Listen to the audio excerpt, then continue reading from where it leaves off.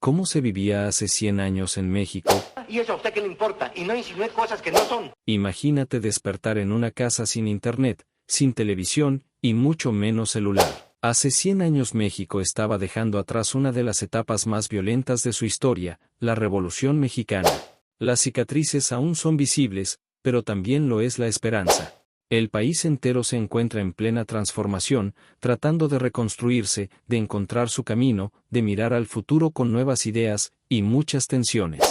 En este video, vamos a viajar 100 años atrás para descubrir cómo era realmente México en esa época, quién gobernaba, cómo era la economía, qué pasaba con la cultura, la moda, la religión y, por supuesto, cómo se vivía el día a día. Porque entender el pasado es una de las mejores formas de entender quiénes somos hoy.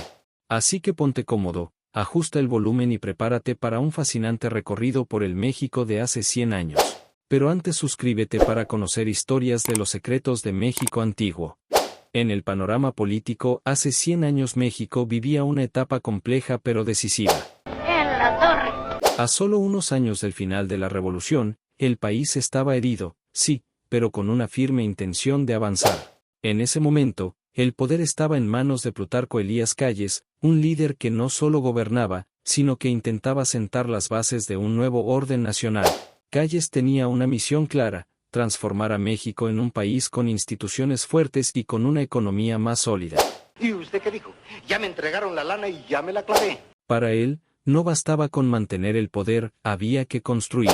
Bajo su mandato, se impulsaron reformas profundas que buscaban organizar un país que había vivido por décadas entre guerras, inestabilidad y cambios abruptos. Una de sus decisiones más importantes fue la creación del Banco de México, una institución clave que tenía como propósito controlar la circulación del dinero y estabilizar la economía nacional. Era una señal clara de que el gobierno buscaba dejar atrás la improvisación y avanzar hacia un modelo financiero más moderno y estructurado. Pero eso no fue todo. También nacieron organismos como la Comisión Nacional Bancaria y el Banco de Crédito Agrícola, herramientas pensadas para fortalecer el sistema financiero y, al mismo tiempo, brindar apoyo a uno de los sectores más importantes del país, el campo.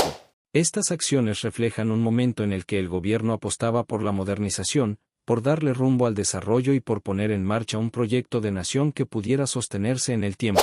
Aunque los desafíos eran enormes, las decisiones tomadas en esos años sentaron las bases de lo que vendría después. La sociedad mexicana de hace 100 años. Pregúntemelo a mí. Mientras el país buscaba estabilidad política, en el terreno económico comenzaban a encenderse nuevas luces de esperanza. México daba señales claras de recuperación. Aunque los estragos de la revolución aún pesaban, la nación empezaba a moverse hacia una etapa de crecimiento. El gobierno entendía que si quería avanzar, debía mirar hacia el exterior y conectarse con el mundo. Por eso, una de las prioridades fue integrar a México al mercado global. Los recursos naturales, abundantes y estratégicos, se convirtieron en la base de este nuevo impulso económico. Sectores como la minería, la agricultura y, sobre todo, la industria petrolera se posicionaron como pilares fundamentales para esta etapa de transformación. ¿Cómo la vio, colega? La industrialización comenzaba a cambiar el paisaje del país. Poco a poco, las fábricas sustituían al trabajo artesanal, y el campo se enfrentaba a nuevos retos frente a un modelo más mecanizado. En las ciudades, y especialmente en la Ciudad de México, los cambios eran cada vez más evidentes. La capital crecía a paso acelerado y ya contaba con alrededor de 1 millón de habitantes. La urbanización se convertía en símbolo de progreso, pero también traía consigo nuevas tensiones sociales. Las costumbres y los estilos de vida comenzaban a transformarse. La vida urbana abría paso a nuevas formas de pensar, de vestir, de relacionarse. Pues mejor no, pero más bonitas. Las diferencias entre lo tradicional y lo moderno se hacían cada vez más visibles, generando contrastes que marcaban el ritmo de una sociedad en transición. Y aquí surge una pregunta: ¿este crecimiento económico favoreció realmente a todos los mexicanos, o solo a una parte privilegiada de la sociedad? ¿Pero tú qué opinas? La cultura mexicana hace 100 años. Es verdad, estamos rebrujas, muy pobrísimos. La década de 1920 no solo fue un tiempo de reconstrucción política y económica, también fue una época de intensa efervescencia cultural. En medio de un país que buscaba definirse a sí mismo tras la revolución, surgió un movimiento artístico y social que le dio voz a una nueva identidad nacional. En 1925, el arte comenzó a ocupar un lugar central en la vida pública. Los muros de edificios gubernamentales y espacios emblemáticos se convirtieron en lienzos para artistas como Diego Rivera, José Clemente Orozco y David Alfaro Siqueiros, quienes utilizaron sus murales para contar la historia del pueblo mexicano, denunciar desigualdades y promover ideales revolucionarios. Y no presumo. La cultura florecía también en la literatura, en la música, en el teatro. Intelectuales y artistas dialogaban sobre el rumbo del país desde cafés, revistas y movimientos que buscaban reflejar la complejidad de una sociedad en pleno cambio. Mientras tanto, la moda era un reflejo de esa transformación. Las mujeres comenzaban a desafiar las normas establecidas, faldas más cortas, peinados audaces, una nueva presencia en espacios antes reservados solo para los hombres. La figura de la mujer moderna ganaba terreno, no solo en la apariencia, sino también en el discurso social. ¿Está claro? Los hombres, por su parte, adoptaban un estilo más refinado, trajes a la medida, sombreros elegantes, una imagen más urbana, influida por tendencias internacionales. El país oscilaba entre el orgullo por sus raíces y la atracción por lo cosmopolita. México vivía una especie de despertar cultural, pero no todos eran parte de esta revolución simbólica. Las expresiones culturales que nacían en las grandes ciudades contrastaban con la vida tradicional que seguía vigente en muchas regiones del país. ¿Esta explosión cultural fue una verdadera representación del pueblo mexicano, o solo el reflejo de una élite intelectual desconectada de las mayorías? Tú decide. Uno de los temas más tensos y delicados de la década de 1920 en México fue, sin duda, la relación entre el gobierno y la Iglesia. Lo oye usted. Desde la Revolución, el Estado mexicano había adoptado una postura laica, buscando limitar el poder de la Iglesia en la vida pública.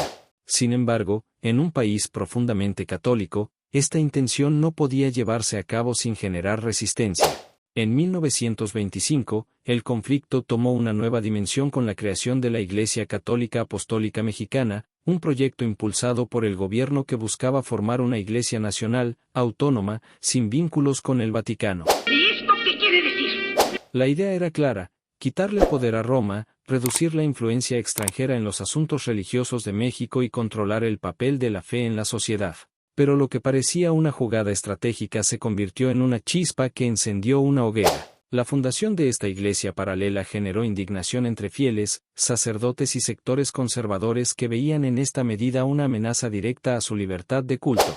Lo que empezó como una decisión política terminó alimentando un profundo conflicto social que, pocos años después, estallaría en un enfrentamiento armado, la Guerra Cristera. A mí no me grita usted, condenado chaparro. Durante ese periodo, miles de personas tomaron las armas en defensa de su fe. La religión dejó de ser solo una cuestión espiritual para convertirse en una bandera de lucha, un motivo para resistir al poder del Estado. El país se dividía entre dos fuerzas que parecían irreconciliables: por un lado, el gobierno con su visión de modernidad y control; por el otro, una población que se negaba a abandonar sus creencias más profundas. ¿Fue este intento del Estado por limitar el poder de la Iglesia una necesidad para avanzar como nación, o una forma autoritaria de imponer una visión ideológica por la fuerza? ¿Tú qué piensas? La vida cotidiana en México hace 100 años era una mezcla de contrastes. Más sabe el diablo por viejo que por diablo. Mientras en las ciudades comenzaba a respirarse un aire de modernidad, en el campo muchas comunidades seguían aferradas a una vida marcada por la tradición, la escasez y la marginación. En la capital, los cambios eran visibles a simple vista. Las calles comenzaban a llenarse de tranvías eléctricos, nuevas avenidas se trazaban para dar paso al crecimiento urbano, y poco a poco surgía una infraestructura pensada para una sociedad más dinámica. No baile, hombre, si nomás es tequila. Y guárdese la pistolita esa y cuidado con la mira, no se le vaya a chatar. La Ciudad de México empezaba a parecerse, en ciertos rincones, a las grandes capitales del mundo. Cafés, teatros, automóviles y nuevos servicios daban la sensación de un país que avanzaba. Pero a unas horas de distancia, en los pueblos y zonas rurales, la realidad era completamente distinta. Allí, la vida seguía dependiendo del ciclo agrícola, del trabajo físico, del esfuerzo cotidiano sin muchas garantías. El acceso a servicios básicos como agua potable, salud y educación era escaso o nulo en muchos lugares. El gobierno intentaba mejorar estas condiciones. Se implementaban programas de alfabetización, se abrían pequeñas clínicas y se promovía la construcción de escuelas. La educación comenzaba a ser una prioridad nacional, y con ella, la salud pública también entraba en la agenda. Ya le dije que la cosa no era tan fácil.